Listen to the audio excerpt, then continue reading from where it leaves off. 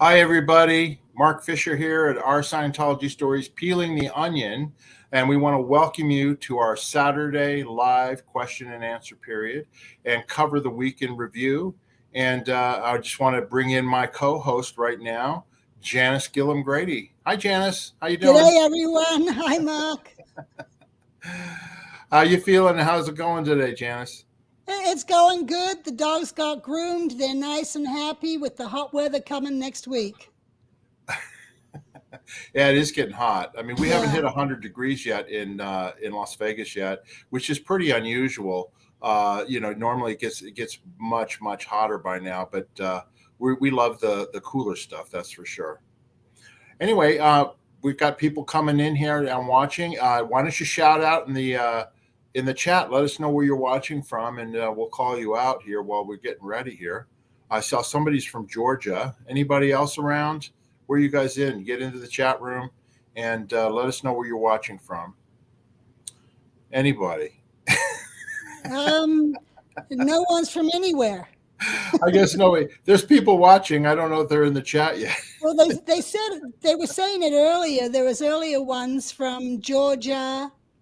Okay, now I see San Francisco. We got Henderson, Nevada, Florida, San Diego County, Northeast Pennsylvania. Yep. Lancaster, California, Dogos, New York City, Atlanta, Georgia, Vermont. Do you see any others? Ohio. Yeah, go ahead. Florida. Scotland. And Henderson, just across the way in Henderson. Yeah, Karlskrona, Sweden, Northern California, Boston, Massachusetts, Northern California, Austin, Texas. It's 100 degrees there. We got Kona, Hawaii here. I'm dressed for the occasion, Kona, Hawaii. Virginia Scotland. Beach, Virginia. Sweden. Yeah. Milwaukee, Oregon. I didn't know there was a Milwaukee in Oregon. Hi from Hotlanta, Bakersfield, California, Phoenix. You guys have got to be hot down in Phoenix, that's for sure. Anyway, okay, great. Well, anyway, welcome everybody to the channel. What we're going to be doing here is do a brief review of the week in terms of different things that have happened. And then we're going to do a live question and answer. So if you've got any questions, go ahead and get into the chat. You can super chat us. You can super sticker us if you're so inclined. But if you're just going to ask a question, we're going to answer everything. Please write question in front of it. It makes it easier for us to spot it so that we don't miss your questions. Right, Janis? Exactly. Right, Janis? Right, Janis. Correct, Mark. That's got to be our, one of our, if we ever do merch, it'll be right, Janis, question mark. Okay, and then the other thing, too, we're going to be doing a book giveaway, right, Janis? Yes, we are. Where's my book? Right here. It'll be autographed. Autographed copy of Janis's book, and we'll do that giveaway here in a little while. And everybody has a chance to win. So, just stick around and we'll have some great information for you. And we'll go from there. You got anything else you want to say, Janis, before we start with the news of the week? No, I don't think so. We can roll. And I want to shout out, Goldie is in the house moderating. Thank you, Goldie. We really appreciate that. And anyway, we want to welcome everybody to the channel. Oh, yeah, Janis, what should they do with their slammer? With their slammer? Yeah. No, they got to slam the like button. They got to smash it. And the subscription button. If you haven't subscribed yet, please subscribe. That's right. And then you've also got to do notify so that you can get notified when we're going to be on. That's exactly right. And just, we're 185 subscribers away from 4,800. We're at 4,715 subscribers. We want to hit 5,000 sometime soon. So actually, no, we're 185 away from 5,000. Yeah. Anyway. So you guys have to tell your neighbors, tell your family, or, and if you haven't subscribed, you need to do it so we get that 5,000 and keep going up. Or if you've got a dog or cat, just set them up. Set them up with YouTube and have them subscribe. Let's push this stat. Stat pushing is good thing when you're trying to get people on YouTube. Okay. Yep. Thursday, 2:00 is coming fast. That's exactly right. Okay, great. Thank you very much. All right, we're going to go ahead and get started here. And here we go to the onion peeling news this week with Mark and Janis. Okay. We didn't start off. We did an interview yesterday, Janis, with Mitch Brisker, who was the Scientology film director. And he basically is speaking out really for the first time. I mean, he said he talked to a couple other people, but I think we were the first one to put out an interview with him. And Janis, how did that come about? How did he get in contact with us? Yeah, well, Mitch is writing a book, and there was a chapter in there about my mother and Celebrity Center, and he emailed me asking if I would look over it. And we just got in touch. And, I'd met him when I was 19 years old. I was in LA. I'd just finished a mission to the Advanced Organization Los Angeles. And I commented to my mom that I had 24 hours off before I had to go back to the ship. And my mom said, "Oh, I know what you can do." And she called up Mitch and arranged for me to go to Mitch's office where he was editing and working on different films. Mm-hmm. And so that's how I originally got to know Mitch. And then he came up to Gold just a few months before I left, but we didn't connect at Gold because I was in management. I was at the Free Winds, so we were passing each other, but not connecting. Right. And by the way, we're getting lots of comments saying the interview with Mitch was awesome, and it absolutely was awesome. We're going to be doing more with him as well because we just scratched the surface. There's a lot more we can talk to him about. Same thing with you, Janis. Mitch and I crossed paths in 1990. He started in early 1990. And of course, then we had the flood in August 1990. And that's when you and I both left. But then I came back and eventually left in September 1990. So I knew about him being hired to, do directing, for the Scientology films and all that. But I never had any real experience with him. But I thought it was interesting that, his background was he started with Jeff Hawkins and doing the Dianetics campaign commercials that were on that created a huge bestseller and selling lots of books. Right, Janis? Right, Mark. I got to think of a better way to go. Janis, make a comment. Now I'm losing my train of thought. That's okay. Anyway, Mitch is a great guy. He's got a wealth of information. And he and I got in the weeds. We talked again today, and we get kind of in the weeds technically because I know a lot about the shooting of movies and audio and all that sort of stuff. Yes. And he's just a pleasure to speak to, right, Janis? Yes. And you know what really kind of got me in that interview with Mitch was when he brought up the thing on Marty. I really loved him. Oh, yeah, that's right. Yeah. Marty Rathbun. Yes, being DM's proxy, or what was it, Flying Monkeys? He called them the Flying Monkeys, yeah. Yeah. But that's from the Wizard of Oz. That's from the Wizard of Oz. Oh, but what I really appreciated was his confirmation of what you and I and others had already discussed. We had already figured Marty had been paid off and that he'd gone back to the dark side. And he totally confirmed it when he said the DM said Marty's back with us. Right. Yeah. Right. So yeah, that was interesting. Yeah. Yeah. And then the other interesting story that he told was about Shelly Miscavige running into her after she had been missing. Yeah, and that was a few years after she was missing, where he saw her out with her girlfriends. They're her gods. I'm sure of that. Yeah. But the fact that she was just out and having lunch with them showed that, I've been there where you're in this world that you grow up in and you don't know what it's like outside and you have a fear of it. Yeah. Because it's the unknown. And all you hear when you're in there is all these people are druggies and they're criminals and this and that. And you don't know how to operate in it. And when I left, I at least had Paul with me, where Shelly doesn't have anyone. She has a half sister in LA, but she didn't grow up with her. Maybe they got closer later on, but it's very different.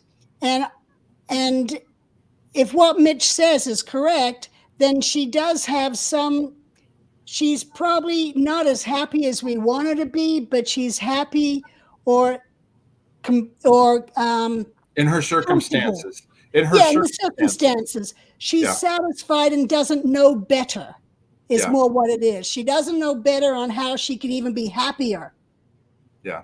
You And it know, also goes into the going clear, the documentary Prison of Belief. We exactly. had no fence around the gold base for years, and yet people would stay because if the police had showed up, they would have said, no, I'm perfectly happy to stay here. And Yeah, that's even Mike Rinder even said that when about the hole.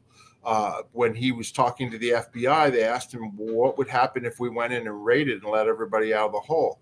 He said it was his opinion that they wouldn't come out. They would not. The FBI was evil to them and stuff like that. So we're not trying to justify Shelly's condition. We want her no. out.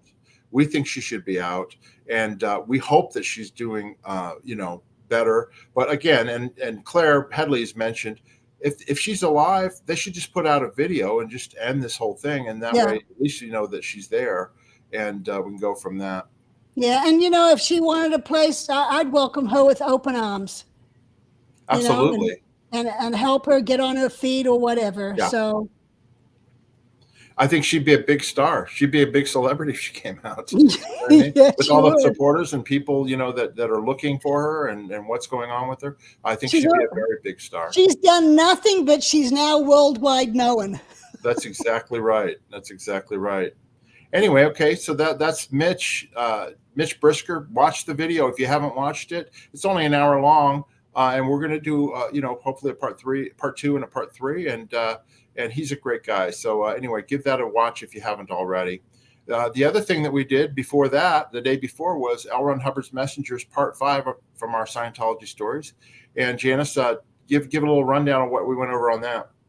Yeah, I went over more of the darker side of being a messenger and, being without parents.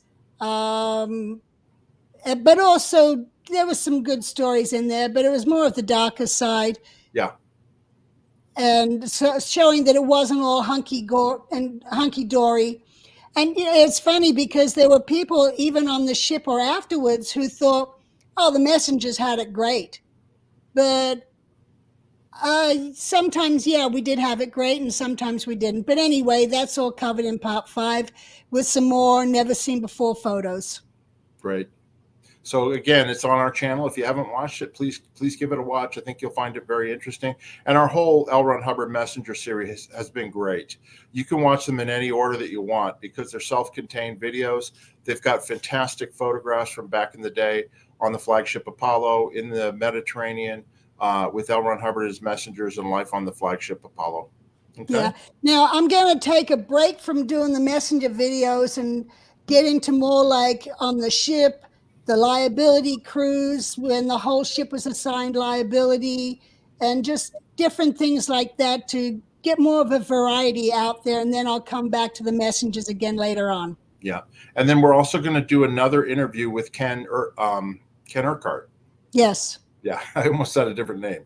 Ken Urquhart. We're going to talk to him more about his viewpoint on Hubbard and Hubbard's dark side, and we're gonna go into detail the SO number 1 line, which is the line where people could write letters to L. Ron Hubbard and how were they answered and all that. So we're gonna be doing an interview with him very soon on that. Okay. All right. This is no other news. Okay, this is today. My brother is on the right, and he's in town from Columbus, Ohio, and he's in town for a convention here in Las Vegas. And then on the left is our mother, Lois, and she's going to be 93 years old in September. And that's, of course, me in the middle. And we went out to breakfast today for like a brunch or whatever. But I just wanted to show everybody my mother. My brother and I both take care of her. And but I'm local and I watch her here. But she's doing good. She's almost 93, so she's slowing down quite a bit, but she's still in relatively good health. So hopefully she'll make it to 100 and beyond, But we just wanted to share that picture. And that's my brother on the right. He is he's a musician. He's been a professional musician all his life. He plays in the Columbus Symphony Orchestra. He plays the bassoon, and he's done that ever since he graduated college from Eastman School of Music in Rochester, New York. And he's very, very, very talented. And then on top of that, he's the president of the Musicians Union in Columbus, Ohio, and he has been for years.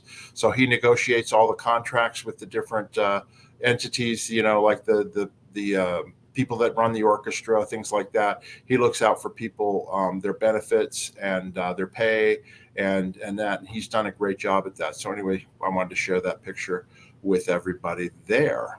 Okay. And what's this, Janis? All right, this is the Aries. The other day, someone was asking about the bluefin, and the name change was to Aries. And I was going through photos this morning, and I was like, oh, I have some pictures of the Aries. So I'm posting them here.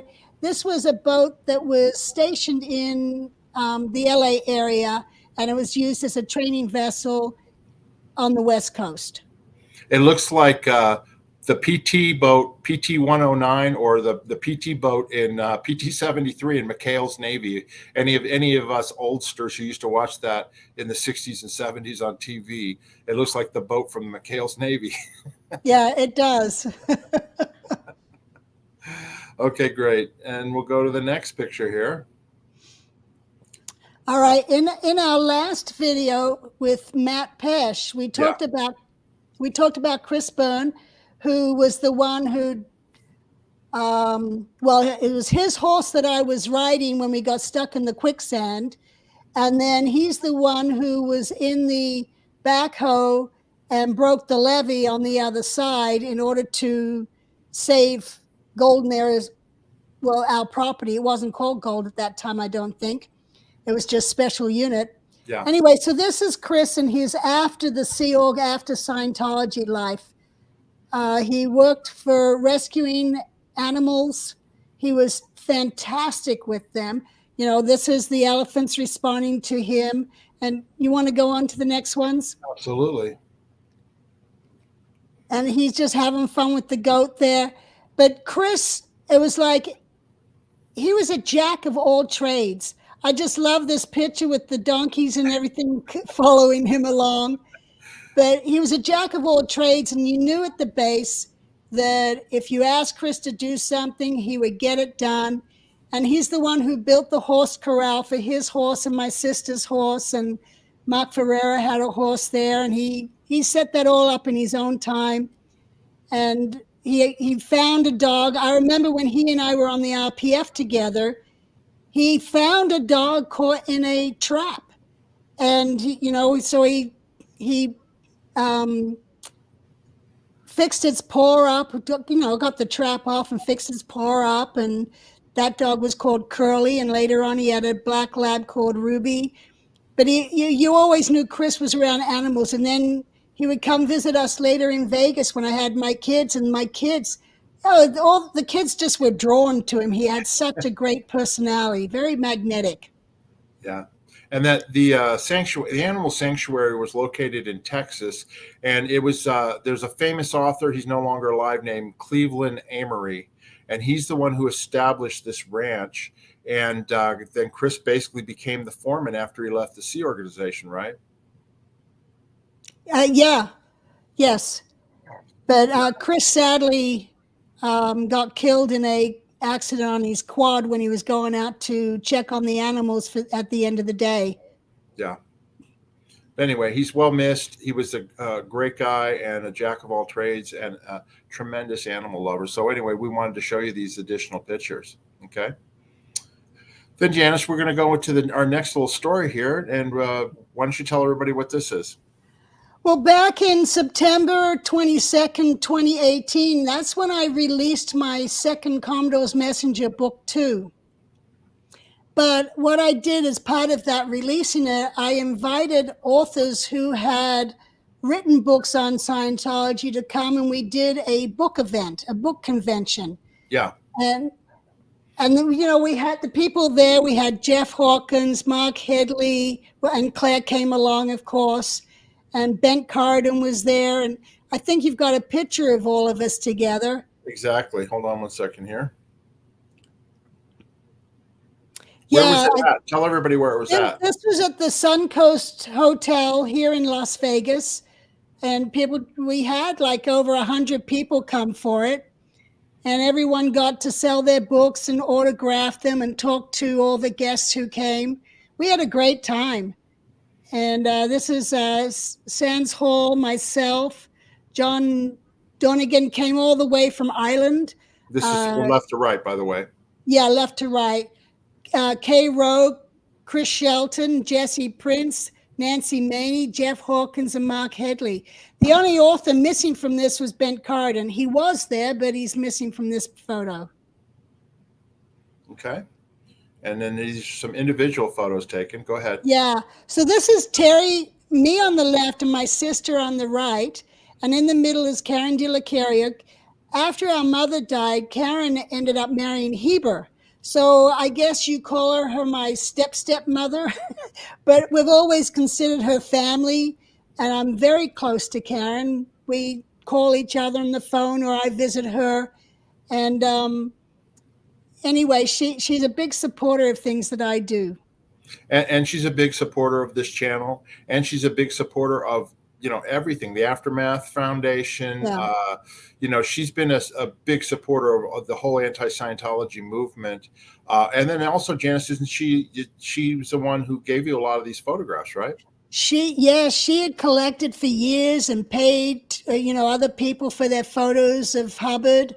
She has a very big collection, and she was wonderful in letting me copy her collection and use those. Great. Thank you very much, Karen, for all that you do. We really appreciate it. Okay, and then the next picture here this is still at the convention. Yeah, that's me in the back there with Jesse Prince and Spanky Taylor and Sandy Holman. Okay. And there's Claire and Mark. Claire Bear and the Cracker Licker himself. That's right. So this is 5 years ago. 5 years ago, yeah. Okay. And there's me and Claire Bear. Oh, you should have worn the same Hawaiian shirt, Mark. I know. I just couldn't resist. But anyway, Claire is a huge supporter of Janis and I. We love Claire. I know everybody loves Claire, but she's been a big supporter of ours at getting us started on our channel and helping us, navigate through the ups and downs and what to do. And we just want to say thank you, Claire. We really, really appreciate all that you're doing. Yes. And Mark, but Claire. Oh, yeah, Mark too. But Claire's, when I need to get a hold of somebody, it's Claire. Yeah. She answers the phone. Exactly. Okay. Oh, and this is Tashira, who used to be, she was from Israel, and she used to sing in New York and Los Angeles, and she was public at Celebrity Center with my mom. And then she came to the ship and she sang with her own band as we sailed to port. And so this is Tashira, myself, and Tori Chrisman, both wonderful people. Tashira, though, we showed on one of the photograph things, the messengers, her wedding, right? On the ship with Hubbard, with L. Ron Hubbard, right? Yes, at her wedding reception. Messengers Part 4, I think. Yes, that's right. It was Part 4. It was Tashira's wedding reception with Hubbard and Mary Sue there. Right. And then, of course, Tori Chrisman is a legend in the YouTube world and the fight against Scientology abuses. She's been around forever, and again, she's a dear friend of ours as well. And we want to say thank you for what you do, Tori. And here's Jeff Hawkins. Yep. I've known Jeff since, I guess, forever. At least since 1970 or something like that. He came to the ship and he worked at the pubs organization in Denmark and Scotland, and then he did that whole Dynetics book campaign, which Mitch worked with him on. Yep. And then he designed the covers of Janis's book. That's right. Both 1, 2, and he's already he already has done the design for book 3. That's right. He's an amazing artist. He's an amazing person, and he wrote his own book, Counterfeit Dreams, right?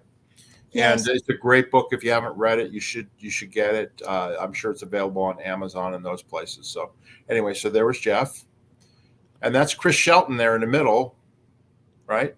Yes, he's autographing his book for somebody. His book was A to Z. Yep. And then we've got, oh, there's Mark Headley, the cracker licker himself, with Nancy Maney. Yes. And that's Jesse Prince at the podium. Yeah, he had just released his book too, Expert Witness, right? Yes, that's correct. Yeah, and Jesse, we have a long history together. Both Janis and I do, and we hope that he's doing well. And he has been a thorn in the side of Scientology for quite some time. And right on, Jesse, you keep doing what you're doing. And then I threw this photograph in here because this was also kind of around, one of the reunions. But that's Camilla Anderson on the left, and then there's Jackson. Everybody loves Gary Jackson Moorhead. And then Karen De La Carriere, and that's me, of course, and Claire Headley. And this was also at the Suncoast Hotel. And that's our little slideshow for today, everybody. And we want to thank everybody for watching. And that was a fun event, Janis. And I think it helped everybody. They sold some books, and and we it was like a reunion as well. I remember there was a whole reception and everything there too. I'll have to do that again when I finish book 3. I'll have to do that again. Absolutely. Yeah, Absolutely. That was a fun event. Yeah.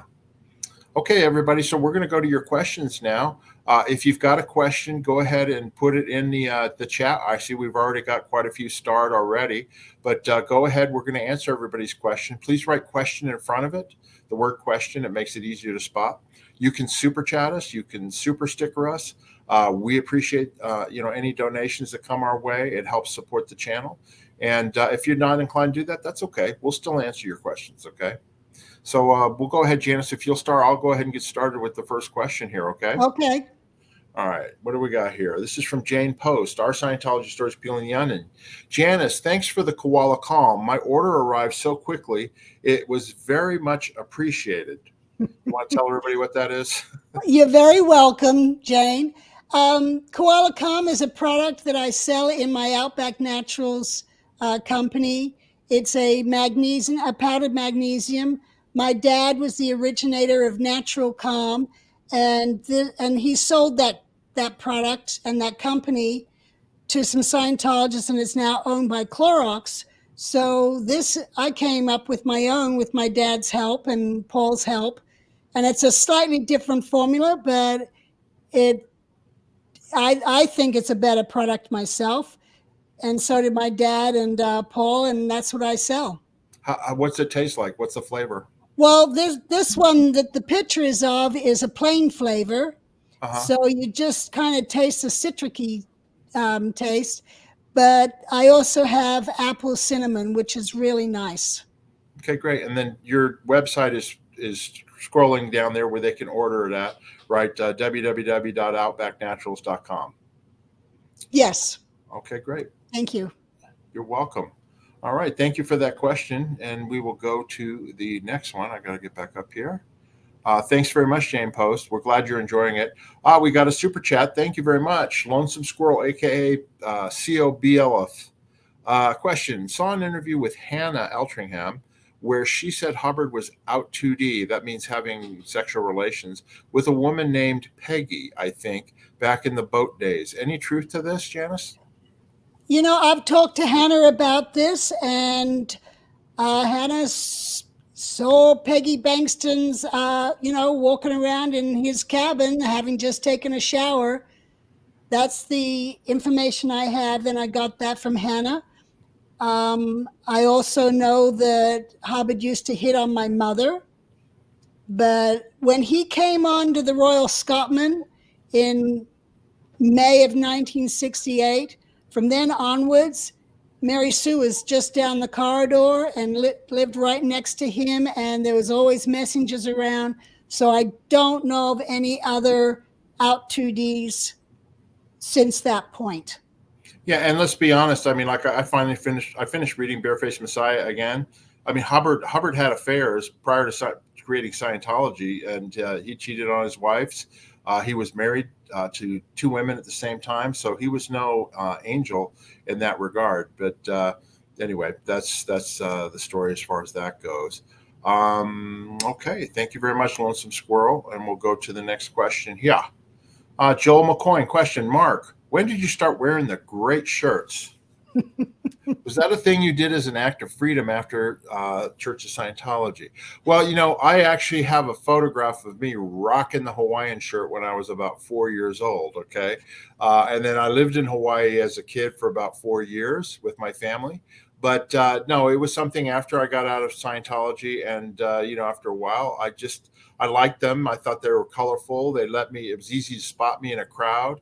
And I just started collecting them, and I like them. They're very colorful, and they kind of set me apart from other people who wear all black all the time. So I think Mark has more Hawaiian shirts than I have in my whole closet. I don't think I've repeated yet. I'm actually going through right to left through my closet, And anyway, so thank you very much for that, Joel. We appreciate it. Next question here is No Kizzy question.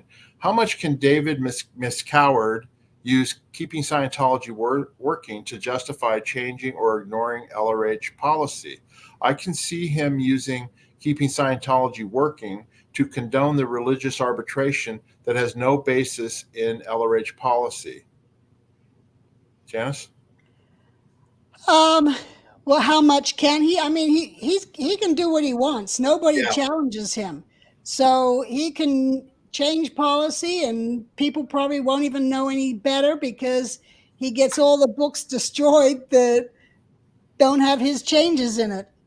Yeah, and that was one of the things that made me leave. I could see that I would actually apply a policy letter to my situation and take the right steps, and they would be denied, and it was a completely off policy action. And I just went, he's not playing by the same rules as everybody else. So it's like I was just another strike against him and why I left. But yeah, Janis, I totally agree. He can do whatever he wants, and nobody's going to say boo. Right. Thank you for the question, No Kizzy. We appreciate it. Next question here. Davlin 88 question. How many Goldies are there? Love them. We love Goldie too. I have a picture of her, and she's a beautiful woman, and she's got like 8 arms and 8 computers going at the same time, moderating everything at the same time. Do you have a picture of Goldie? I don't. No. Goldie, we need a picture of you so we can show people what you like, or make yourself look different so you can't be spotted if you want to keep hidden. Put a bag over your head and say, "This is Goldie." Watchdog Committee did that once when people were trying to find out who was the Watchdog Committee. Yeah. LRH had set it up, and he'd said, "Don't tell anyone who you are." And it was all messengers. Anyway, so people from management kept saying, "Who is Watchdog Committee?" So a photograph was taken with everyone lined up with a paper bag over their head. I remember seeing that photo. Yeah. Yeah, it was funny. It was funny. Thanks for that question, Davlin. Okay. Stephen Kane question. What was the most cruel thing L. Ron Dullard did? Go ahead, Janis. The most cruel thing. Well, he did a lot of different cruel things, and it depends on whose scale you're talking about as to how cruel it was, because everyone can judge things differently. But yeah, he had people chain locked. And though he wasn't the only one to do it, other people then follow because he did it. He had people thrown overboard. I was sent up to the crow's nest. The mud box brigade. There was a mud box on the ship that needed to be cleaned out. We wanted to make extra water tanks, and so these people were not properly equipped for it, and they were going into greasy, gas fuming spaces to clean it all out and mud and chip it and repaint it, and and that again, that's cruel. But what is that worse than being thrown overboard, or is it worse than being in the chain locker? It really all depends. Yeah. I never witnessed this, but from reading the book, and I think, Janis, you were there when this happened. I think the cruelest thing that I heard that L. Ron Hubbard did was when he disowned, he said he wasn't Alexis, was not his child. And weren't you there when he was writing the information on that? Yeah, I was actually reporting back on a message, so I was standing across from him at his desk, and I knew what it was about because Mary Sue had come in and said she had a letter through the geo lines from Alexis, and he was answering, and I stood there reading it upside down as he was writing the letter to her, basically telling her that he was not her father. Yeah, Yeah. to So me, that's very cruel. yeah, so again, what's cruel, you know? Yeah. I had an incident happened with me, which I felt was probably one of the cruelest things that could have happened to me after my mother died. And hopefully I can keep it all together while I tell this story. But Mary Sue and Hubbard used to write each other every day. And one letter would come in and then they answered that, but because there's delays in the mail back and forth. But anyway, after my mother had passed, Mary Sue had written Hubbard about my mother's death and asking questions as to how it happened. And when he would answer his letters, the messengers would sit at a typewriter and he'd sit in a chair behind us and dictate to us. So I'm sitting there typing his dictation as he answers Mary Sue's letter. Then he gets on the subject of my mother's death, and I'm still typing. And I had tears just coming down my face because she'd only died like 4 or 5 days before this letter was being written. And it was like he suddenly realized who was taking the dictation on the letter. And then he asked me, "Are you okay?" Well, I'm not going to turn around and show him I'm crying my eyes out and say, "Oh, I'm okay," or say, "No, I'm very upset about this," because I didn't know if I'd get in trouble for case on post. So I just said, "I'm fine." I didn't turn around, didn't show him anything. And I just kept, and he just went back to dictating the letter. And I really felt that was the cruelest thing that had happened to me. And I got through without crying. Yeah, I'm sorry about that. Just so people know, in Scientology, in the C organization, there's no case on post. And what that means is that you're not to emotionally react to things. Sorry, Mark. No, Get your case on. I'm sorry. Anyway, yeah, so case on post is where you get emotional and upset about something that you don't get your job done or it gets in the way of your job. And that's what happened.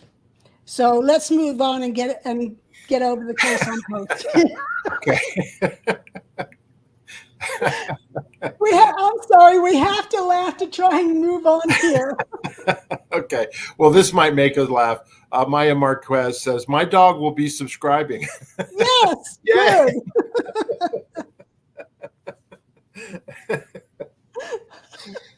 good. We need those paws slamming that subscribe button. That's right. Get those paws to slam it.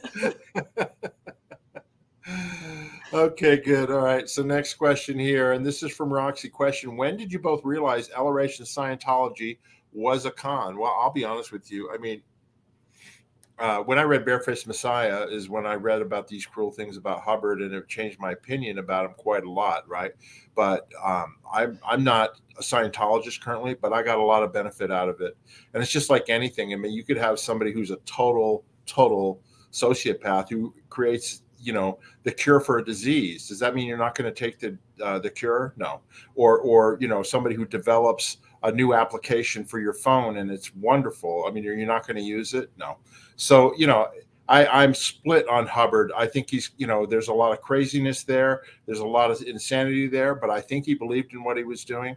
And all I can do is, I know I got benefit from some of the things that I did. Not all of them, but from some of them I got tremendous benefit. So I'm not a Scientologist, but, I'm not going to throw the baby completely out with the bathwater. Janis? When did I realize he and Scientology was a con? that's a very hard question, because when I left, I was a very strong believer, and even years later, I'm still a believer. And then that's why it's all this peeling the onion, because things still come off in layers, And as we were talking to Mark's brother, and there was some comment I had made where Hubbard went into session every single day, showing to me that he believed in what he was doing. And so it's very mixed up. I mean, he believes in what he's doing, but then he doesn't apply with what he says. And, and then I just gave another example on the case on Post where, that's Scientology is supposed to be about helping people get through emotions like that, not making the situation worse. Yeah. Exactly. I didn't answer the question, but really, okay. I don't know where to go with it. That's okay. We'll go to the next question here. All right. Question for Janis. So much speculation and opinion re messenger sexy tropical uniforms. When was it first adopted? Where was it worn and not? When did it end? What uniform for male LRH messengers? Janis? All right. I don't want to mansplain to you. It was created when we got to the Caribbean, because of the warmer weather and the humidity. Messengers were put into shorts, into those sexy little white shorts. The boys wore longer. They weren't hot pants. They were more like a little shorter than Bermuda, but longer than basketball pants in the 70s. But yeah, so it started in the Caribbean, and we sailed there in late 74. So all through 75, we wore those. And then when we moved to Clearwater, messengers were still wearing those on the photo shoots going to the Fort Harrison or on location. And then it came to an end when Hubbard left Clearwater and went to Washington, D.C., probably around March of 76. That's when it ended. Yeah, and then also in 76, that was when you guys were in Fort Harrison. I mean, I remember when I got there, everybody wore regular clothes because they didn't want it known as the Church of Scientology, right? Yeah, when we moved ashore, everyone went to civilian clothes. There was no more uniform. And then there was no uniform except if you went on mission. And Right. it was Miscavige who then started enforcing the uniform when he took over, because before that we were wearing civilian clothes that I remember. Yeah. And then what was I going to say?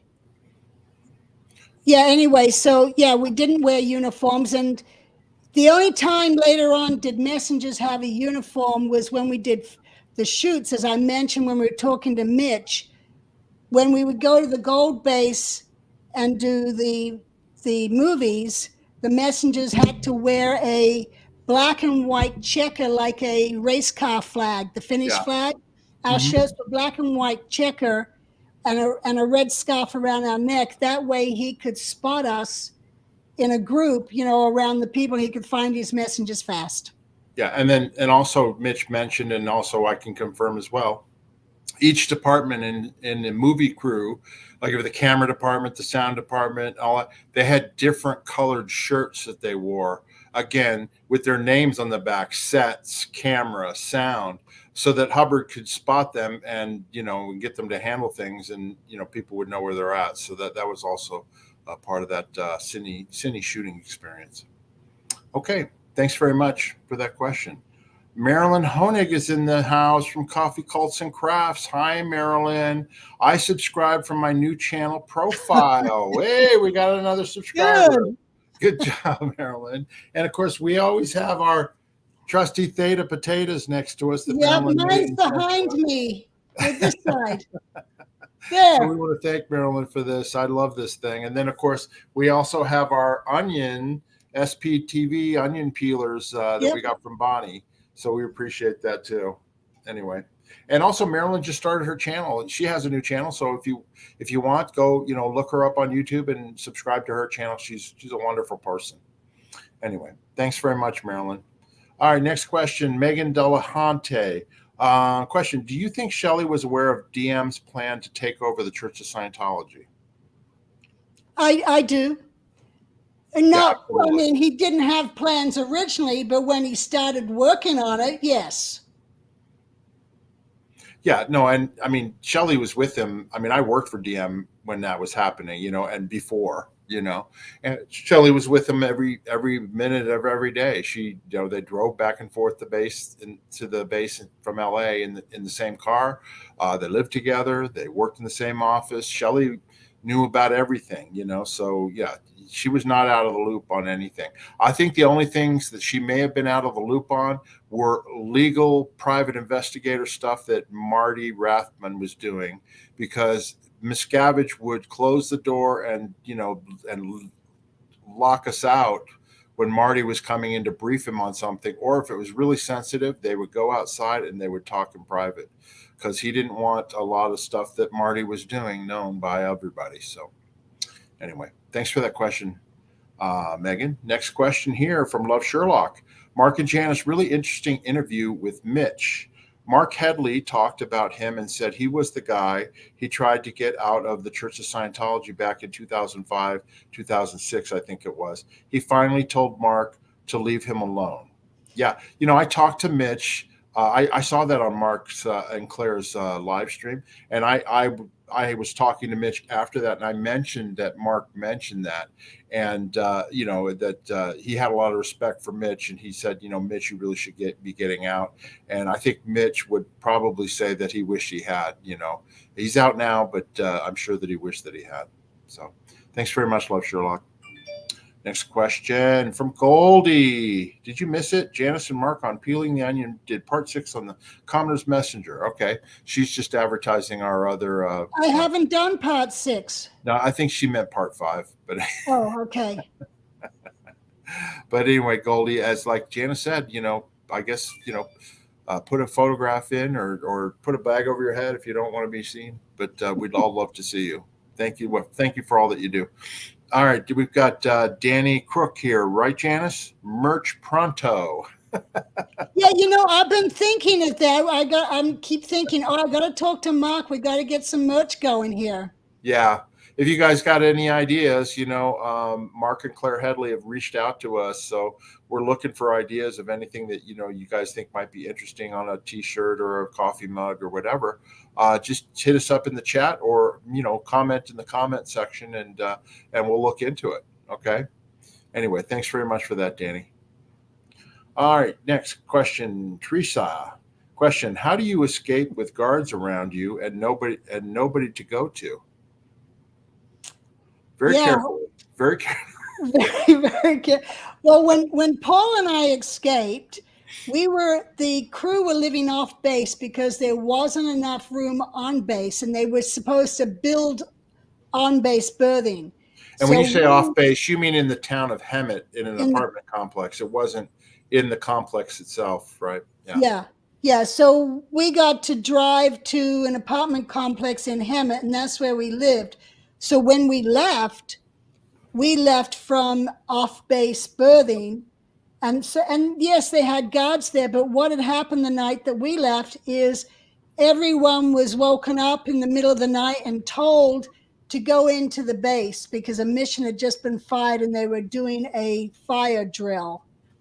And I was getting ready to go to California and see my aunt and uncle who were visiting from Australia. And we'd been told Paul couldn't go with me. So people were saying, come on, Paul, get on the bus. And Paul's like, oh, Janis will drop me off on her way to LA. Well, I never dropped him off. We just kept going. So there was no way security could stop us. But then we came back about a week or two later and snuck in to the apartment complex, and we unloaded all of our furniture. Some people had taken over our room. And our stuff was still there, and they're sleeping in our bed. We had a water bed at the time. So We sneak in there, and we attach a hose to the waterbed, and we're draining it out the window. And Paul's passing stuff to me out the window, and we're loading up a truck, and someone's sleeping in the room next door, and they wake up, and we're both standing there quiet against the wall while they go into the shower, and then we're quickly passing more stuff out. It was a comical act. Yeah, and just so people understand, when we left in 1990, there wasn't a fence around the entire base. I mean, you literally could walk out onto the highway or get through. There was a fence in the lower part and certain areas, but it wasn't. You could literally walk up and unlock and walk through. You know what I mean? It wasn't. You know, with there wasn't that ultra barrier, that barbed wire stuff everywhere. You know? Yeah, I have a few photos where it shows no fence. Yeah. And I'll bring those up one of these days. Yeah. But anyway, it got worse later after that, for sure. Okay. Thanks very much for that question. We'll go on to the next one here. Oh, we got a super sticker. Ray Lane. Thank you so much, Ray. We really appreciate it. Thank you. Thank you very much. We appreciate the support. And we got another question here from Teresa. Question: are there more SPs out now than Scientologists? I would say, I don't know if they're all declared SP, but there's definitely a lot more people outside that used to be Scientologists than are inside. Well, and there's also a lot of fence sitters who are really mentally, they're on the outside, but they're sitting on the fence and trying to behave because they've got family on the inside. Yeah. And, you know, I said to Janis when we started this channel, you know, once we got over like 3,500 subscribers, I was going, you know, we have more subscribers than David Miscavige gets when he has an event in Los Angeles or in Clearwater. You know what I mean? You know, and now we have even more than that. And Mark and Claire are approaching 35,000 subscribers. You know, now they're not all Scientologists, they're non-Scientologists, but it just shows that the message outside is much more popular than the message inside. Yeah. And, you know, I'm sure there's people who would love to just walk down that road, but they don't do it because, one, of their age, or two, they don't know where to go. They don't know that the SPs that are out here would help them, because they think, well, if I hook up with an SP, I'm going to be an SP myself, and I won't be in good standing with Scientology, and therefore I've destroyed my future and eternity, and it goes into this whole crazy madness in their head. Yeah. Okay, thanks very much for that question. Next question here. No Kizzy question: who do you think has the most underrated SPTV channel? My vote is for John Atack or Scientology Money Project. I don't know, but, you know, they're all valuable. That's what I was going to say. All the channels are valuable. You know, it's not the size, it's the heart and the message behind it. You know, I think the Money Project, I think Jeffrey has a lot of subscribers. But he's talking about underrated. In other words, underrated means not how big it is. It's just the one that's got great information, but it's not as widely known. Yeah, I think you're right, No Kizzy. John Atack has a lot of, you know, information. Same thing with Scientology Money Project. You know, they're all valuable, though. You know what I mean? You can learn something from all the channels. So that's what I'm going to say. Okay, thanks very much. Next question, Jane Post. Janis, I would love for you to do another book convention. I bet you get a few more people this time around.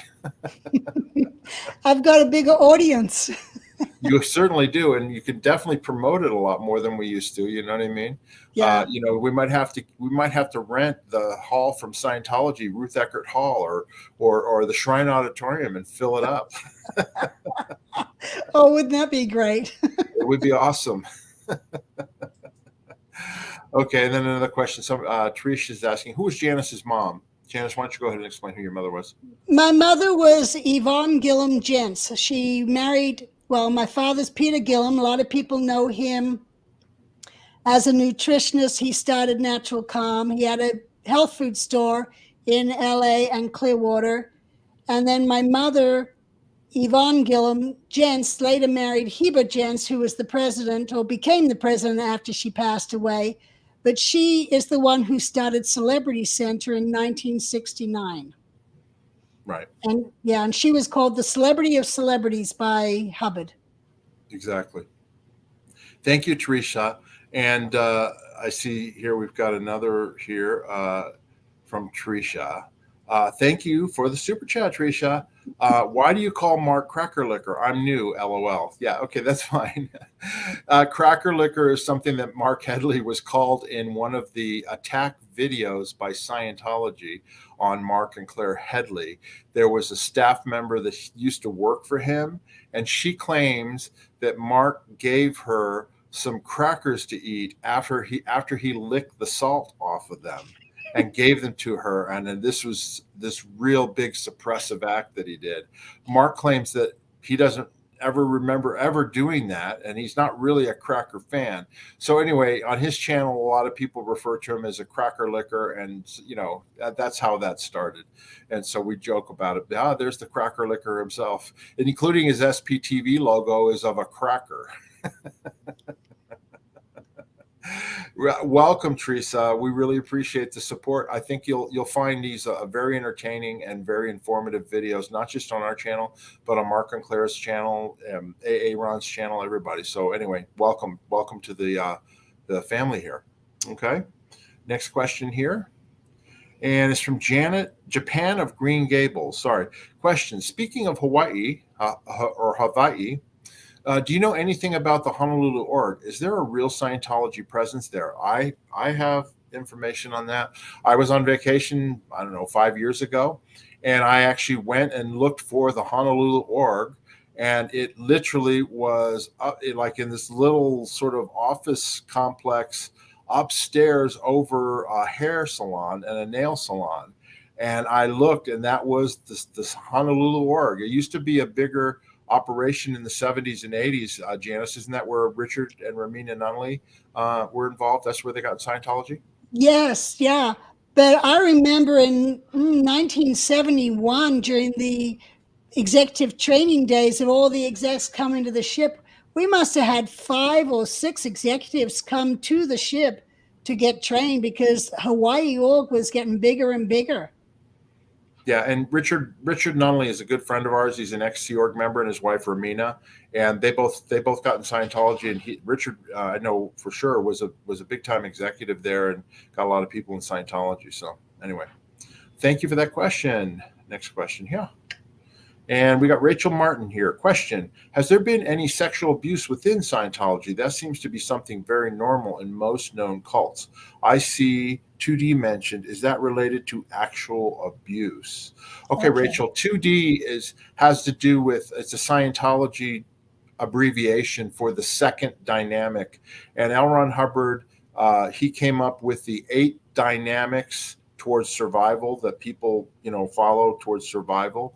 And the first dynamic is survival of yourself. The second dynamic is survival as a family and through sexual sex, continuing to create the human race. Okay. And then the third dynamic is groups. Fourth dynamic is mankind, on up to the 8th dynamic, which is the supreme being or God, or however you want to talk about it. Right. So anyway, so it doesn't, 2D, basically that's a Scientology shortened form term.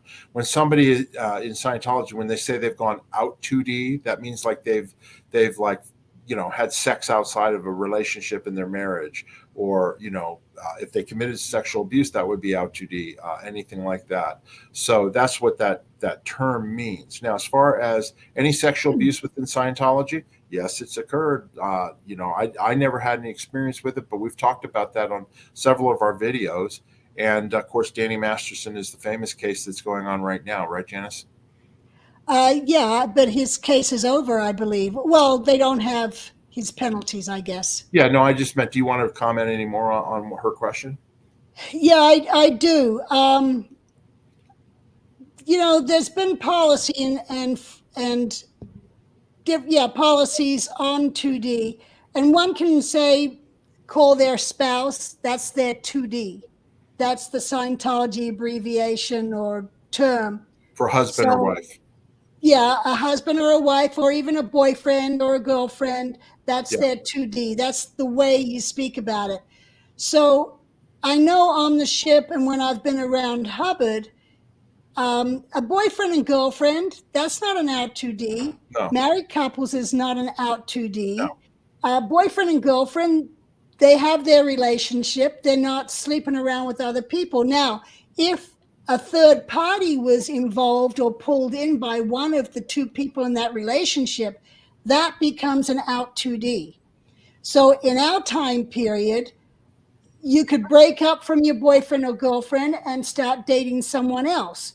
That's fine. There was no problem with that. But if you were still with your boyfriend or girlfriend or your husband, your wife, and you start up with someone else, that was a problem. But apparently, after we all left, throughout the 90s, and it maybe started a little bit in the late 80s, but definitely after the 90s, it got to a point people couldn't even have a relationship, couldn't even have a girlfriend or boyfriend. And for some reason, if they kissed, it was considered an out 2D. Well, that was not how it was during our days. Your boyfriend and girlfriend, you kissed. You didn't even have to be girlfriend and boyfriend and just kiss that night at a party or something. No big deal. But apparently later on, it became a big deal. Exactly. Anyway, Rachel, thank you so much for that great question. We really appreciate it. We hope that answers it, and we'll go on to the next question here. We've got Michael Feldman. Hi, Michael. We really appreciate you here. Question: is Miscavige OT8? Well, when I left, he was on OT 5, where he was being audited on Ned for OTs. And this is 30 years ago, so I don't know. But my understanding, and I don't know for a fact, is that he doesn't even go in session anymore. But I don't know that for a fact. Well, how about you, Janis? I have no information since 1990. Yeah. Anyway, thanks very much, Michael. Appreciate the question. And then we got Joel McCoy, question or maybe a comment. As an old guy, lots of folks who were not there do not realize how much of a different world it was in the 60s and 70s. I understand how folks got fooled by L. Ron Hubbard and the Church of Scientology. Yeah, it was different, and so it's not the way it is now, is not the way it was then. Okay. Then, the organization was geared towards helping people and getting them through their training and getting them processed and dealing with their problems. Now it's all about donations, like large donations, and building up a huge war chest of money, billions of dollars, getting people to get different statuses and trophies and stuff so that they can stockpile more money. And basically, Miscavige runs Scientology as a giant donation machine and not a delivery machine. And they're not delivering any Scientology processing or any. They are, but I mean, it's very small in comparison to the way it was back in the day. How about you, Janis? What do you have to say? Yeah, what I have to say is I know in the 60s and the 70s, the Iron Curtain was up, the Vietnam War was going on, and in talking to Kimma Douglas, who I was very close to in the later years, she had been a good friend of my mother's, and I was trying to understand why my mother would be so willing to let her children be on the ship while she's in Los Angeles. And Kimma tried to explain to me, she said, you've got to realize, because Kimma did it with her own daughter, she left her own daughter and went to the ship. And Kimma was like, the war was going on, the Iron Curtain was up, the atomic bomb had happened, earlier, and we were all worried about what was going to happen to our future and the kids' future. And so we saw this as something that would help us. And that was a whole different view to what was going on in the 80s and the 90s, and then from there onwards. Yeah. And you could, society's not in a great shape right now either. I mean, just today, there's fighting in Ukraine and Russia and all that. And, it's a terrible place, so anyway. All right, next question. Thank you very much for that. We got a super chat here from Marilyn Honig, Coffee Cults and Crafts. Thank you, Marilyn. Love the Onion channel. Pics are amazing, and love your senses of humor. Speaking of apostate Alex, he has a Scientology dating video, 2D or not 2D. Single ladies, submit your videos for a date with Alex. Go, Alex. Apostate Alex, we actually were going to have him as a guest today, but he's busy because we'd love to be on his channel and vice versa and all that. But yeah, so that's funny. He's got a Scientology dating video, 2D or not 2D. So single ladies can submit their videos for a date with Alex. He's in London or in England somewhere, and there you go. Thank you, Marilyn. Appreciate all that you do. All right, we'll go to the next one here. We've got a super sticker here from Stacy. Thank you so much. Merch idea. Cards. Huh? Yeah, Playing merch idea. cards. SPTV playing cards. That's a good idea. Yeah. We'll pass that along to the people that do that sort of thing, okay, and put it all together. So we appreciate that question, Stacy. Thank you so much. All right, and then the next one here, right here. Here we go. RMJ70 comment. I just love watching you two. Both of you are so kind. I could easily see Mark being a teacher for small children. This feels like a safe space. Well, thank you, RMJ70. That's very nice of you to say. Yeah, I just try and treat people the way I want to be treated and be nice and all that. And anyway, thank you so much. How about you, Janis? What's up? Mark is a big, gentle soul. I am, but I have my moments. But yeah, no, I am a gentle soul. I care about people. I care about things.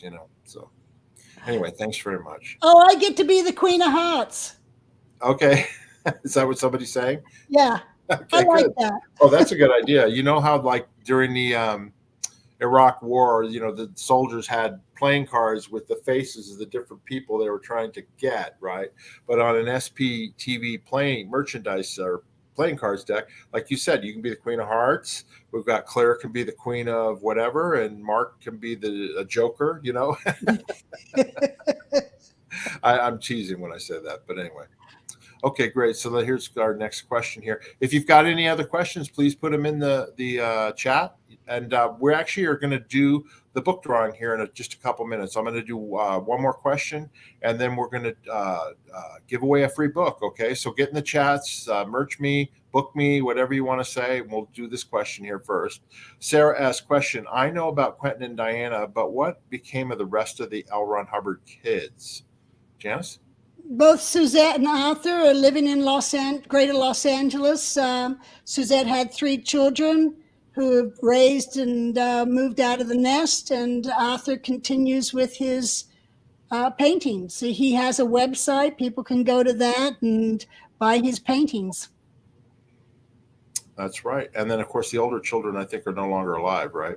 No, Diana is. No, I meant, the older ones, Nibs. Oh, and yeah, Katie Nibs and Katie. and Alexis. Right. Yeah. Okay. I'm just checking to see, did we miss any other questions? We still have questions to answer, but we're going to do the giveaway. Okay. All right. So anyway, get in the chat. You all know, if you don't know how this works, Janis, hold up your book. We're going to do a giveaway for the book. Okay, Commodus Messenger. It's got a little, there you go. That's now people can see it. It's going to be an autographed copy from Janis. Okay.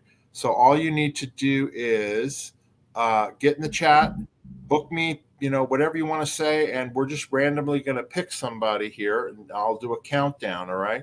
And then once you've been picked, we'll put up Janis's email address, and you just contact her with your mailing address and contact, and she'll autograph it. If you want to do a personalized autograph, she'll do that too, okay? All right, so I see a lot of people. Yeah, I see a lot of people are in the chat here wanting to book. So I'm going to do a countdown, okay? And I'm not looking, all right? But go ahead, get in that chat. 5, 4, 3, 2, 1. Miranda Brinker, you get a book. Congratulations, Miranda. I'm going to put up Janis's email address here so that you can see it and write it down. Okay, so all you need to do is, right, Janis? Go ahead and tell her what to do. Janis, Janis, like Janis Joplin, not Janice. Janis Gillham Grady, 2 L's in Gillham @gmail.com.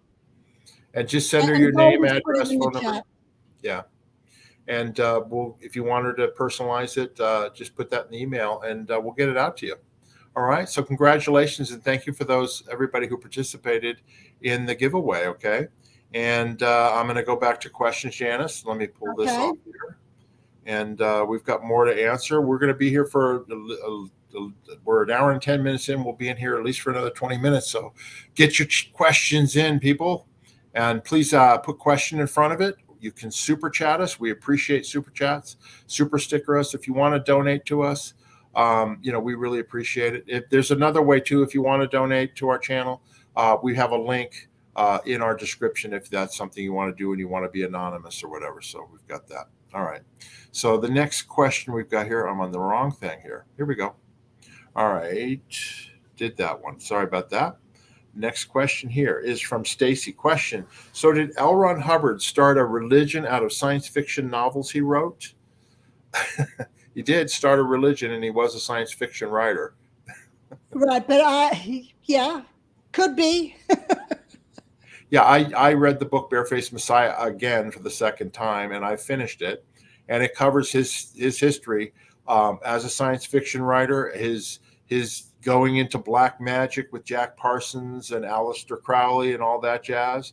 And then all of a sudden he's written Dianetics, the Modern Science of Mental Health. Now, that Russell Miller doesn't really go into what research Hubbard did because he doesn't really interview anybody who was involved in it. But basically, that's how it evolved and how it started, So it is what it is. Thanks, Stacy, for that question. Escaping the cult verse, eh? Question: what piece of tech do you still find useful to this day, and what tech did you discard as soon as you got out? Wow. Janis? Wow. I don't know. Do I still use it today? I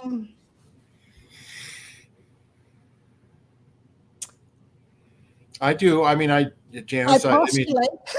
Well, I apply principles like ARC, affinity, reality, communication equals understanding. Communication is a universal solvent. These are all sayings in Scientology. You talk things out. That's not necessarily just purely a Scientology thing, but that is something that you learn at an early age when you're in Scientology. There's other things and stuff like that. The ones I discarded was the ethics technology. Yeah.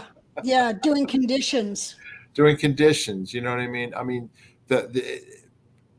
somebody being in liability. Like, could you imagine, Janis, at your company when you had your big mortgage company, that you would just assign somebody, hey, you're a liability to this company, and you're going to have to make amends and stay late and all that, and then you're going to have to get everybody in the company to sign your liability formula to get back in the group. I would have had no employees. You'd have no employees. Gone. They would have written you up too, to whoever, the Better Business Bureau or whatever, and said, this is nuts. Okay. Yeah, exactly. I was really happy to get rid of that ethics technology. And I'm talking about the liability formula, people. That's what we used to have to do. You would be assigned a conditional liability, and then you'd have to do this on your own time. And then you'd have to stand down at the dining area on your own time and ask people to read and sign your liability formula. It was very embarrassing. And I remember being asked, and I would just sign it. There was no reason to read it. I didn't really care. I just wanted to help the person get back in good standing. Yeah. Thank you for that question. I agree. Yeah. All right. Next one here. We got GM Flower. Queen Goldie on a cup. That's a merch idea. Yes. Queen Goldie on a cup. That's another good one. Thank you very much. Okay. Then we've got Marilyn again. I need some merch, right, Janis? Yeah, that's correct. Okay, next question. Pam Abernathy. Greetings from Southern California, eastern edge of Ventura County. Love you two. Hi, OSA. Great day to not be in a cult. The Aftermath Foundation can help. Absolutely, Pam. You're right on target there. OSA, I know you watch these things. You really need to ask yourself if what you're doing is really clearing the planet and really helping people. Because to be honest with you, your work is busy work and it is not doing any good. You're much better off if you would just come out, start your life over. The Aftermath Foundation is here to help you. Janis and I are here to help you. If anybody, there's a lot of people that would help any Sea Org member leave and help them get on their feet. We've done it many times before the Aftermath Foundation. Right, Janis? Yeah, and we used to joke about renting a bus and pulling up to the base and saying, anyone who wants to leave, come aboard. Yeah. Yeah. And I'm sure the PI, Dave LeBeau, probably reported on that. That's right. Yeah.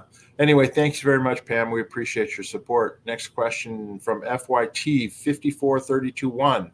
What year did the ultra barrier go up? I don't know. That was after 1990. Gary Jackson Moorhead would know that. I just don't know. Do you know, Janis? Well, we were there when they put up the fence and they put in the sensors. There were like they motion put in the sensors for any motions on the fence. Yes, we were there when that happened. Yeah, but the ultra barrier is that spiky, barbed wire stuff that happened. Oh yeah, that was after us. Anyway, thanks for your question. Next question here. Peter Anderson, question. Why doesn't anyone challenge DM or leadership of the church? That's very simple, because David Miscavige has it set up corporately and with the attorneys that are hired so that there's nobody that can remove him. If somebody tried to remove him corporately, he has resignation letters signed in advance by other board members, and he just turns it in and they're basically out. So he's got himself covered legally, internally. Okay. Now you could have somebody maybe internally try and take over physically, right? But they're so beaten down, and the only people that are there now that could do it are older than me and Janis. Okay. Yeah. So everybody else are all young people. They never worked with L. Ron Hubbard. L. Ron Hubbard was dead before they even were born. Okay. So the only person they know as the leader of Scientology is David Miscavige. Yeah, sadly, that's correct. Okay. Well, Tom DeVock did try a mutiny. Yeah, but nobody backed him. Nobody backed him, so he just got in worse trouble. Yeah, they just beat him up or whatever. Yeah. Okay, thanks very much, Peter. Okay, Bobby Brooks. Prisoners of their own beliefs may or may not be happier without it. You don't know that. It's true enough. Yeah. It's like the grass is always greener on the other side. Not necessarily. I know that I've gone from one job to another thinking, oh, it's going to be much better, and it turned out to be much worse. So, yeah, that's another good thing. Thanks, Bobby.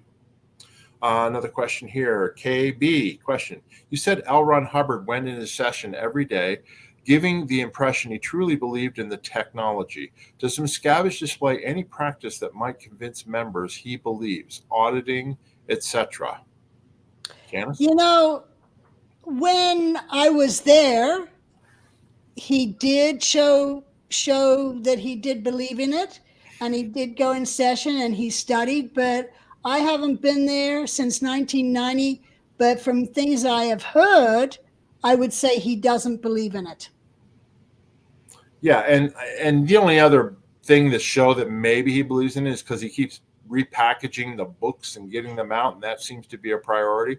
But you don't know if that's because he truly believes anymore or if he just wants the money from the book sales, because every time he redoes books and puts them out, he demands that everybody must buy it. So anyway, I think he just feels like he's a potentate on top of a real estate empire. In other words, an emperor over a real estate empire.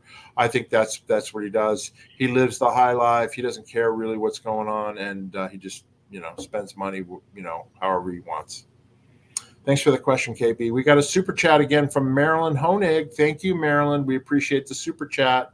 Love the Any channel. Oh, I'm sorry. This is one that she already did. About St. Alex. Yeah. Sorry about that. I'm an amateur here, so I make mistakes sometimes. Okay, here we go. Stephen Kane comment. Call it the SP convention rather than Scientology book convention, because the SBC name will make people think you are selling Hubbard books.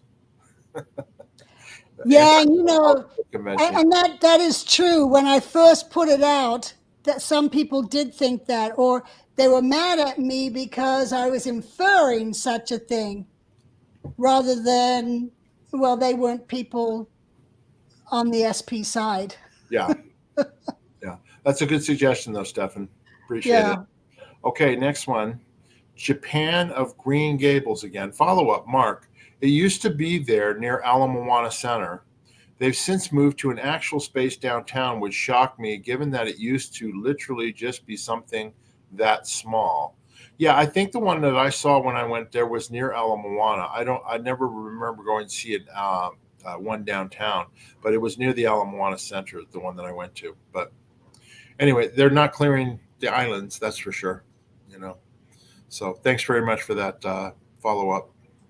And then we got Deanna Ross question: are you two being fair gamed today, Janis? Not that I know of. Yeah, nothing here. I mean, that stopped. Far as for me, it stopped in 2009 when we came out in the Truth Rundown series in the Tampa Bay Tribune, Tampa Bay Times, SP Times, whatever it's called, because we outed the guy that was acting as my friend for 10 years. And then after that, I haven't noticed anything. Well, We'll do videos on it. when I did loans and had my own mortgage company, there were people that would come in as clients, well, to be clients, and try and get me to commit fraud. And those people, I would even ask them, how did you hear about me? And they were, oh, I found you on the internet. Well, I knew that was a lie because I didn't advertise on the internet. And because they specifically were trying to get me to commit fraud, I felt I was being set up. But I have no confirmation of that. Right. Okay, thanks very much, Deanna. Next question here. Witness. So out 2D is like cheating on your significant other. No, I mean it's cheating on your wife if you're married with somebody else. Or if you're a boyfriend, Yes. girlfriend. Would that be the same, Janis? Yes, because they're saying is out 2D is like cheating on your significant other. Yes, that's your significant other. And if you cheat on them, you've gone out 2D. Yeah. Yeah. Okay. All right. Next question. Thank you very much for that, witness. We got Belladonna Chronicles. I understand from old school SPs, suppressive people, that relationships happened all the time, including kinky ones. Learning about Captain Bill's private life is mind blowing. Janis? I don't know what he learned about Captain Bill's private life, but I mean, I heard stories. I mean, I got in Scientology in the Sea Organization in 1976, and the 2D rules, the boy-girl rules, relationship rules were firmly in place by then. Okay, so I literally, until I got married, had never really had sexual relations. Okay, so but I've heard stories about people jumping around on the boat, and then also when they hit the land at the Fort Harrison Hotel, and then they all got in trouble and sent to the Rehabilitation Project Force, right? Yeah. Well, let me tell a few stories. On the ship, someone's asked about Otto Roos before. Mm-hmm. It was a known thing that he would sleep with two women at once. But the two women didn't have a problem with it, so there was no issue. Oh my gosh. I've never heard this before. Yeah, but he didn't get in trouble for it. But then there was a time when it's like 11 people ended up one person ends up in the medical office because they've got some sort of venereal disease, and then it's traced back, and it's found that there was 11 people who had all slept with each other, and they all had the same thing. So they got it. Some got in trouble, but some didn't because they hadn't been in a relationship with someone else for it to be an out 2D. But the definition has changed over time, where even if you kissed in the Sea Org, it was an out 2D. So, but in those days, it was very different. And when people were sleeping around or shacking up with each other, Hubbard handled that by telling people, promoting the women if they got the man to marry them. And that helped calm things down. And then when we moved ashore, suddenly we had this big expansion. We had all these public people, and we had staff, and we had new staff coming in. Our first Christmas 75, there was a list of 60 people all involved in Out 2D. And if it hadn't been Christmas and if it hadn't been public involved in it, it wouldn't have been so bad. So the crew who slept with crew that were in no other relationships, they got a slap on the wrist. It was no big deal. But the crew who slept with public, they got busted from post and assigned to washing pots. Right. And then also Mike Rinder mentions in his book, because he was part of that 1975 Christmas thing with Kathy, his first wife, Kathy, that Carrie Gleason told them, you guys either are you going to get married? If you're going to get married, fine. If not, your guys are going to the RPF.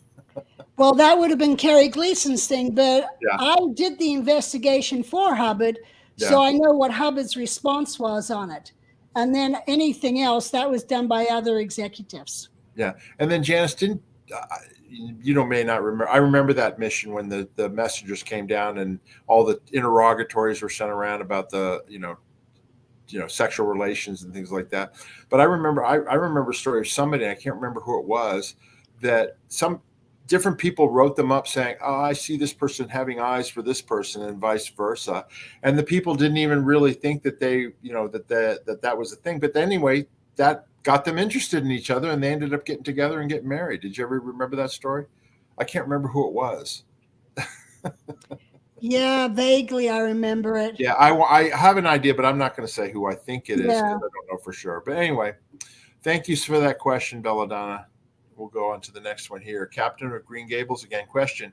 Can you talk about how missions were a bigger part of Scientology during Hubbard's time and how that made dynamic of Scientology different than just tightly controlled organizations? Yeah, I grew up in a mission. My parents had a mission in Melbourne. Well, actually in Euroa, a little country town in Victoria. My dad started off by doing lectures and he'd just run an ad in the paper. His first set of lectures, he had 8 people show up for it. And by the end of the week, he had 1 person left who to this day I'm still friends with. And I email with him. He's like 89 years old now. But we then moved to Melbourne and we got people in and we were a big feeder to the Melbourne org. And the mission network just kept growing and growing. And it was a major feeder to the orgs. And missions, orgs were supposed to put missions around them to feed to them. And the more missions an org had, the better they did.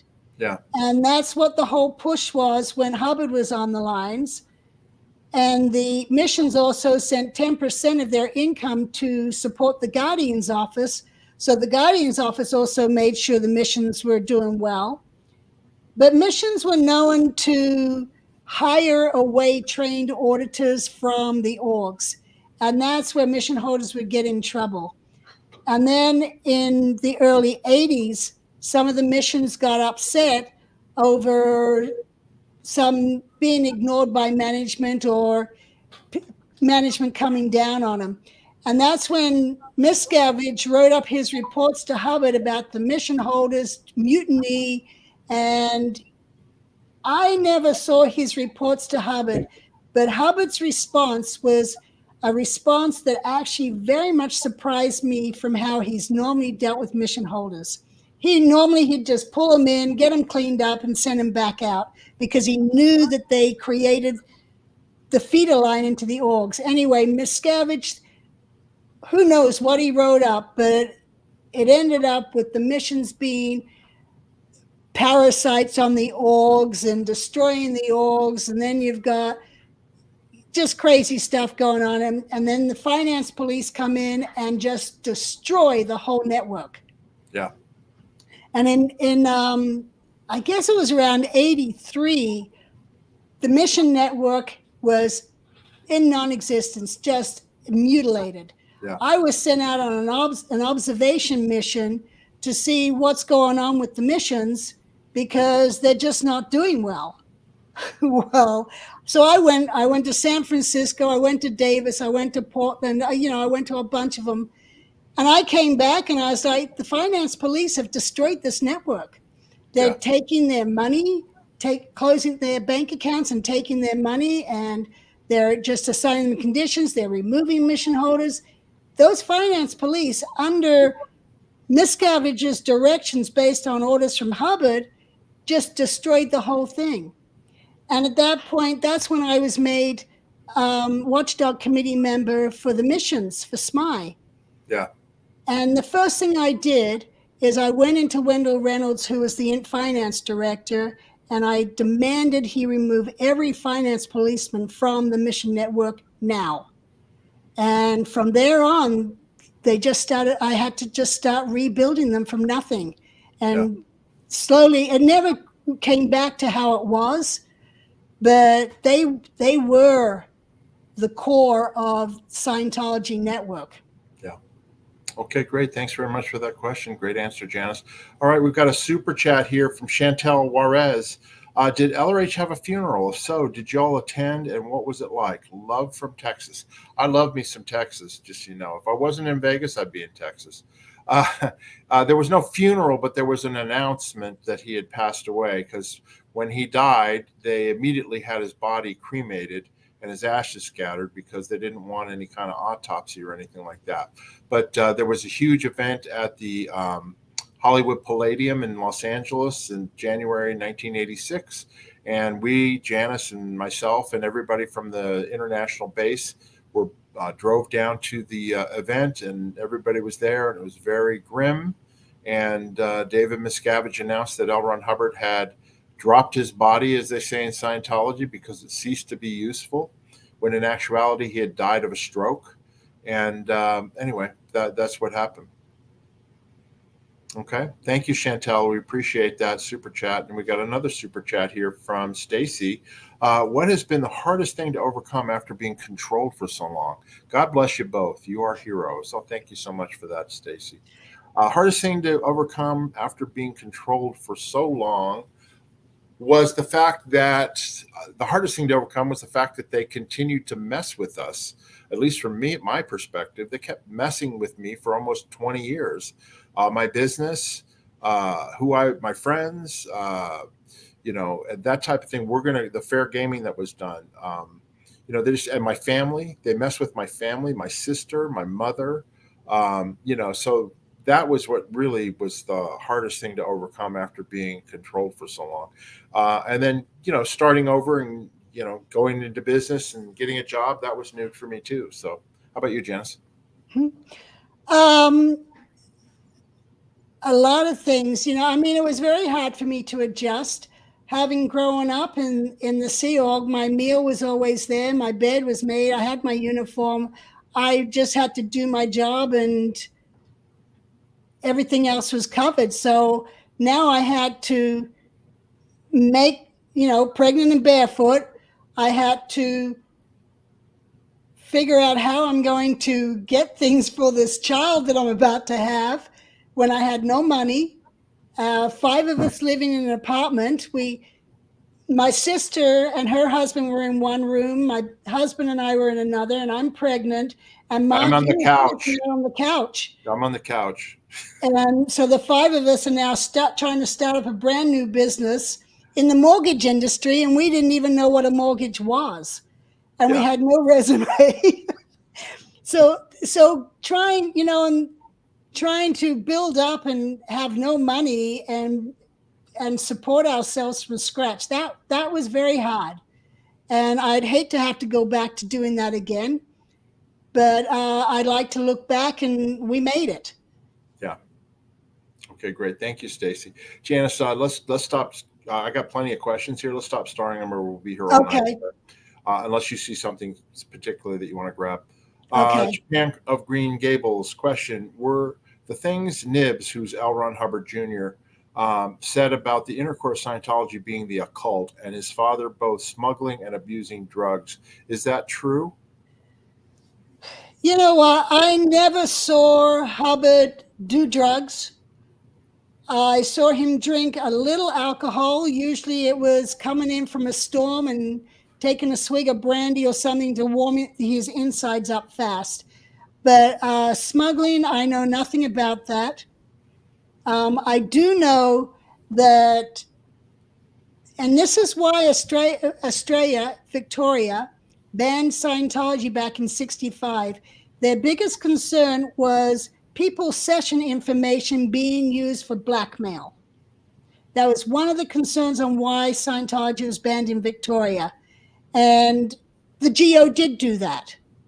And Yeah, and that's part of the bad things. Hubbard knew that was being done. The GO would sit down and cull through folders. Yep. Okay, thank you, Japan. Next question. Cheryl Luz7 in Las Vegas. Hi, Cheryl. We got your brownies. Thank you so much. Cheryl sent us some gourmet brownies right here that we got. Oh, I don't think I they're from you, know but Cheryl did that because I already ate both of mine this well, afternoon. and you don't seem to be high, so I'm sure they're not from a local dispensary. Yeah, I didn't get high on them, but hey, thank you, Cheryl. As Thank I you. told you, I was going to eat them tonight, but I couldn't resist. I ate them this afternoon. Yeah, Cheryl lives Both. here in Las Vegas, and she's a loyal viewer, and we thank you for that. Janis, were you named after Janis Joplin? No. No one knew who Janis Joplin was when I was born. She was in America. I was in Australia. Okay, thanks very much, Cheryl. Okay, next question. Diane Jean Valasilio. Question, more of a comment. When you guys open your merch store, Mark, you need to include your own Hawaiian shirt. Yeah.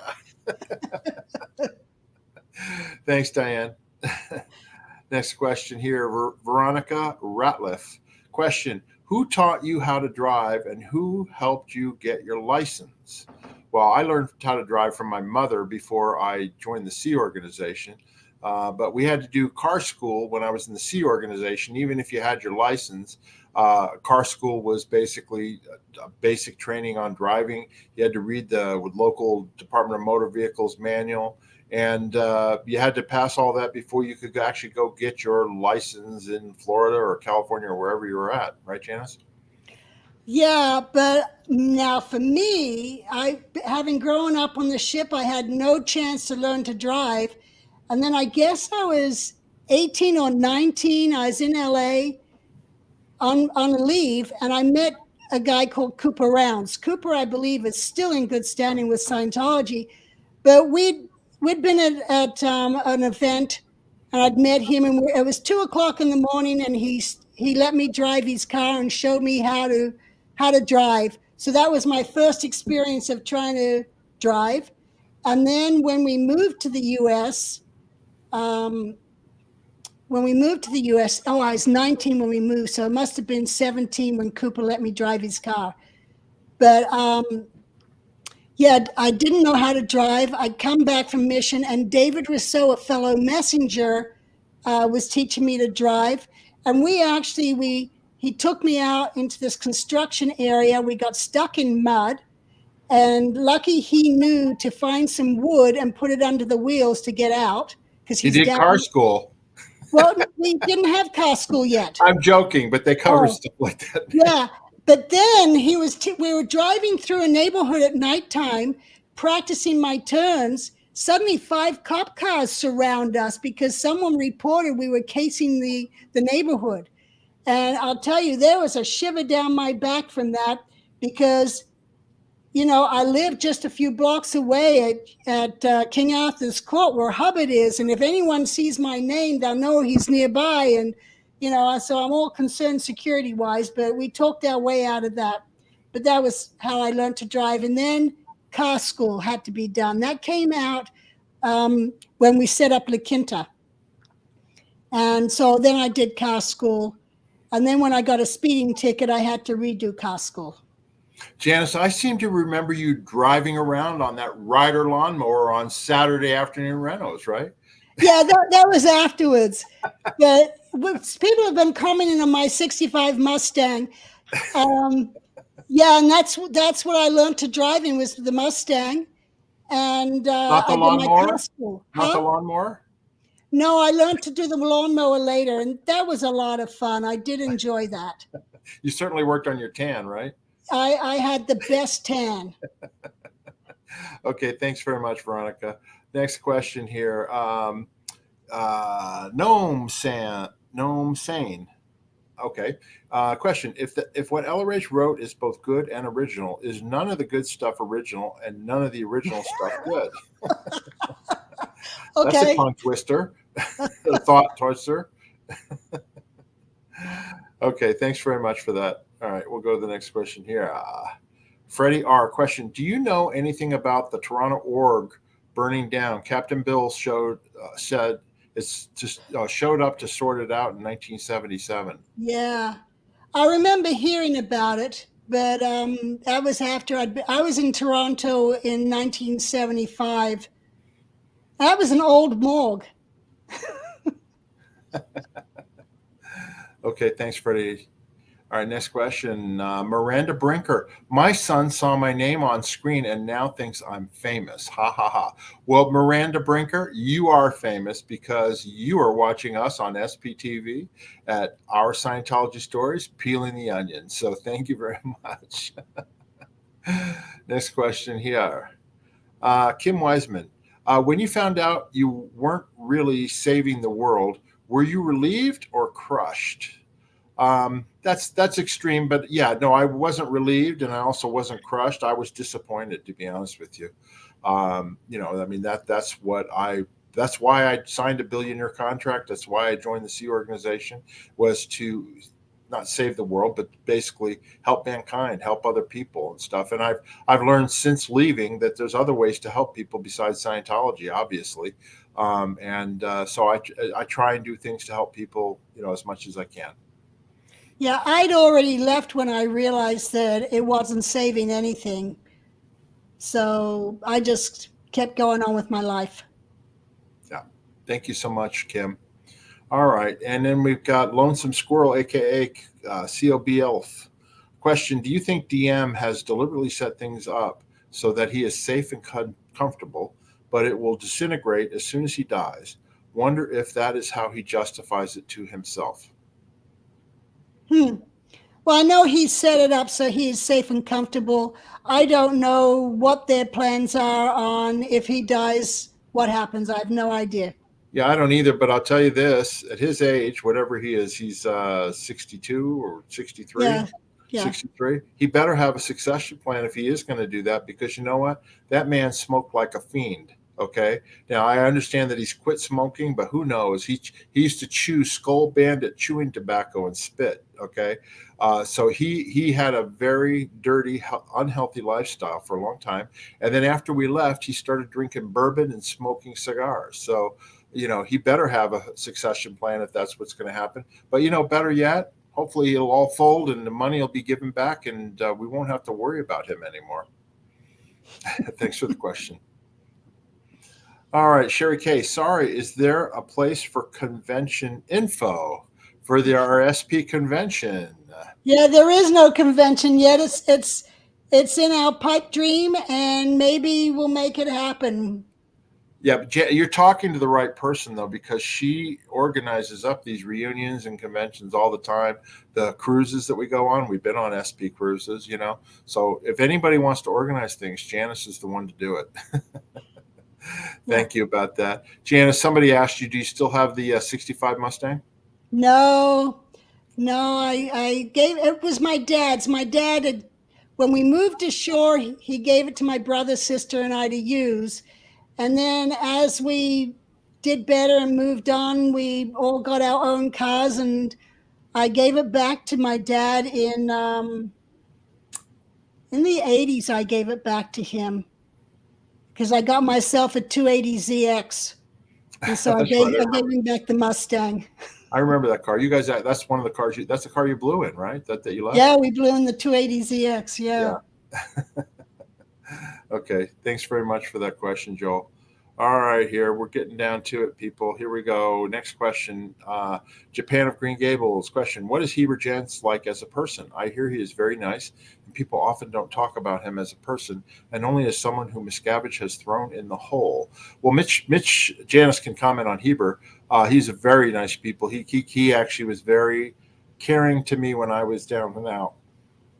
Anyway, Mitch Brisker mentioned that he just saw him 5 years ago, and he's not in great shape, right, Janis?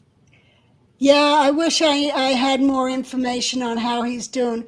But I was 17 when Heber married my mom, and he was a good stepfather. Even after my mom passed away, Heber and I remained very close, and I'd go to LA and on my Liberty from when we were living in La Quinta, and I'd just hang out with Heber and Karen after Karen married him. Yeah. And then even later on, before I blew, Heber was in trouble. He was up at the Gold Base. I was at the Gold Base, and we'd ride the bus in together, or when I was back in good standing and driving my 280ZX, I'd pick Heber up and drive him into the base. So, we had a good friendship going.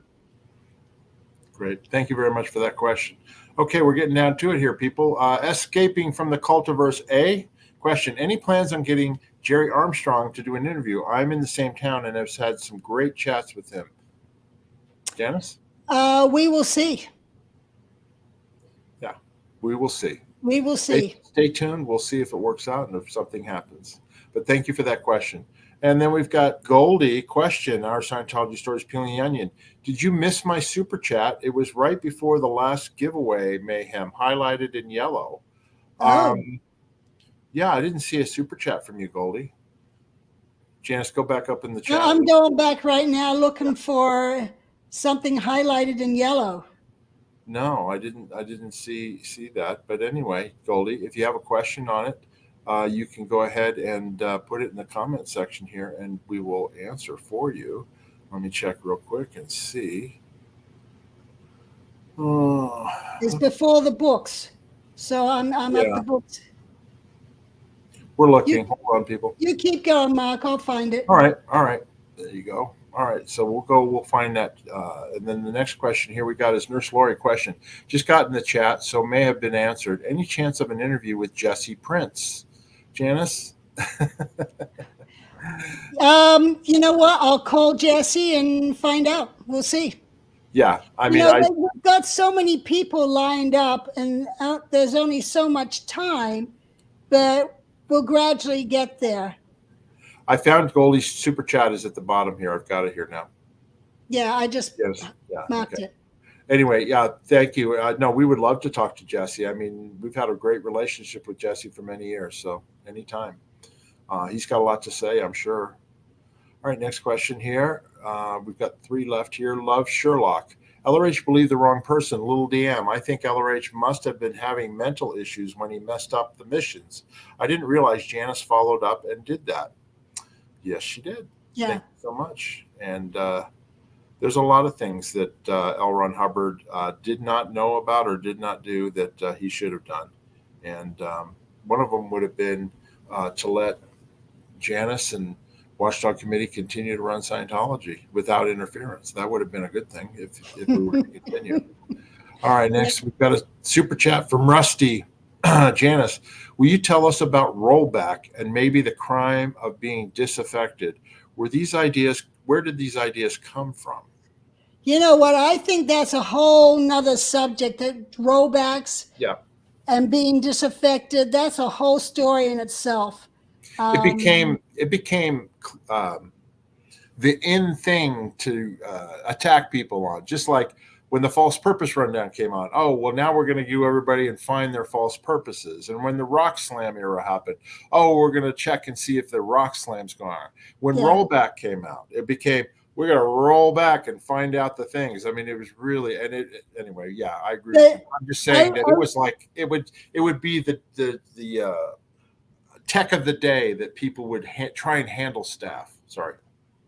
Yeah, I would say that I was probably the queen of disaffection. Me too. But Janice, nobody would tell you. I mean, you were, people had a hard time dealing with you because you would say, you know what, I'm not going to do it. I told them what I thought. Thanks, Rusty, for the question. And then we got Goldie's super chat.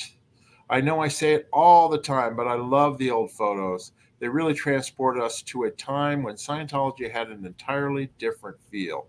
Well, thank you very much, Goldie. And I agree. Janice has done an amazing job. I try and contribute here and there with photographs that I can find. But Janice, you are the queen of the photographs, it seems like, huh? Yes. Yeah, we get a lot of appreciative comments in the comment section and even emails and stuff from people who really enjoy the history that we're portraying. And we're not saying if it's good or bad. We're just laying out the information and telling the stories the way we know them, that we witnessed them, okay? and people can make their own judgments about whether or not it's good or bad or all that. We cover the good, we cover the bad too, but we're just trying to paint the picture. That's all. And because we laugh about it, it doesn't mean we're supporting the abuse. Where, it's like something happened in the past that was a disaster, but you can then laugh about it later. That's what it is. Exactly. Hey, thanks very much, Goldie, for all that you do. We really appreciate you. All right, Janis. So let me get to the next thing here, which is please subscribe to our channel if you haven't already.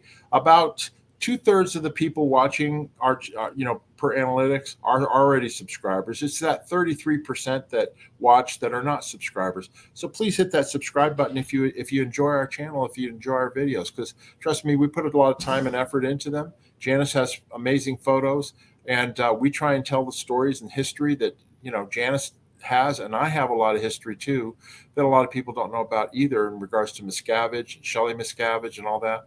And we really appreciate the support. So if you want to subscribe to our channel, please slam that subscription button. Get your dogs, cats, your ponies, everybody in there to subscribe to our channel. Okay. And then also, if you've got any questions that we didn't answer, ask them in the comment section. We go through them all the time. Janis is going like, hey, are there any new comments? And we go in and we look at them and we answer them. So you can do that anytime you want. Okay. And Janis's book, Commoner's Messenger, book 1 and book 2. They're both available on Amazon.com. They're softcover, and you can go to Amazon.com and order those books. There's links in our descriptions, and they're wonderful reads, and they've got lots of photographs in there too. Janis is the queen of photographs. Okay, so anyway, that's it. Janis, have you got anything else you'd like to say to our viewers? No, I guess we'll just see you in our next live chat or our next video, and we'll bring up more surprises for you all. Great. Thanks very much, Janis. And we want to say thank you, everybody, and you all have a great rest of your weekend. Bye-bye.